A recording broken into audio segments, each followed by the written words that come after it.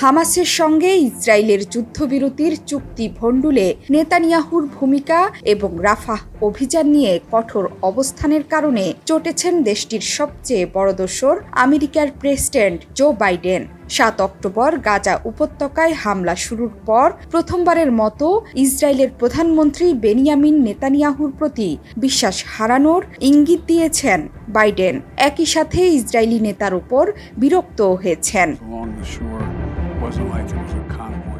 মার্কিন সংবাদ মাধ্যম এক্সিওস জানিয়েছে, ইসরায়েলের কাছে প্রতিশ্রুত একটি অস্ত্রের চালান স্থগিত করে মার্কিন প্রেসিডেন্ট বাইডেন প্রথমবার নেতানিয়াহুর প্রতি বিশ্বাস হারানোর ইঙ্গিত দিলেন। আমেরিকার তৈরি গোলাবারুদের একটি চালান ইসরায়েলে পাঠানোর বিষয়টি থামিয়ে দেওয়ার সঙ্গে যুক্ত একটি সূত্র এই তথ্য নিশ্চিত করেছে। তবে বাইডেন প্রশাসন কেন এমন সিদ্ধান্ত নিল তা প্রকাশ করেনি সূত্র।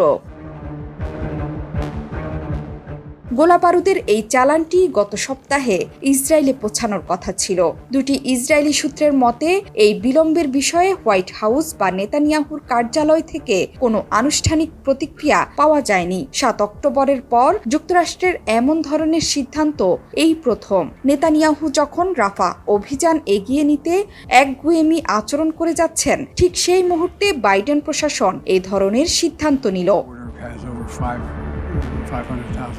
অস্ত্র গোলাবারুদের চালান স্থগিতের বিষয়ে জড়িত মার্কিন সূত্র অবশ্য দাবি করেছেন, গাজা উপত্যকার রাফাহ শহরে সম্ভাব্য ইসরায়েলি সামরিক অভিযানের সঙ্গে বাইডেন প্রশাসনের এই সিদ্ধান্তের যোগসূত্র নেই। তাছাড়া এই সিদ্ধান্ত ইসরায়েলে যুক্তরাষ্ট্রের অন্যান্য চালান পাঠানোর বিষয়টিকে প্রভাবিত করবে না। সূত্রটি মনে করে এটি একটি সামরিক এবং কৌশলগত সিদ্ধান্ত, যার মধ্যে একটি বার্তা নিহিত রয়েছে।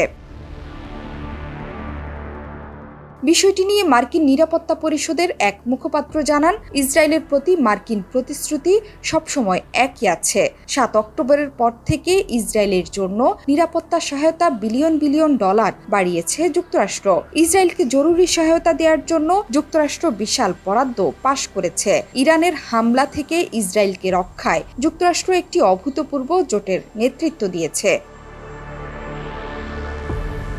তেল আবিবের এক কর্মকর্তা প্রায় একই ধরনের মনোভাব জানিয়ে বলেছেন, যুক্তরাষ্ট্র থেকে ইসরায়েলে এখন পর্যন্ত কোনো বাধা ছাড়াই সামরিক চালান অব্যাহত আছে। বিচ্ছিন্নভাবে একটি দুটি চালান বিলম্বিত হওয়া মানে এই নয় যে সামগ্রিক প্রবাহ বাধাগ্রস্ত হচ্ছে। তেল আবিব এখনো গোলাবারুদের চালান স্থগিতের বিষয়ে কোনো তথ্য জানে না। ওয়াশিংটন থেকে কোনো বার্তা নেতানিয়াহুর কার্যালয়ে পৌঁছায়নি।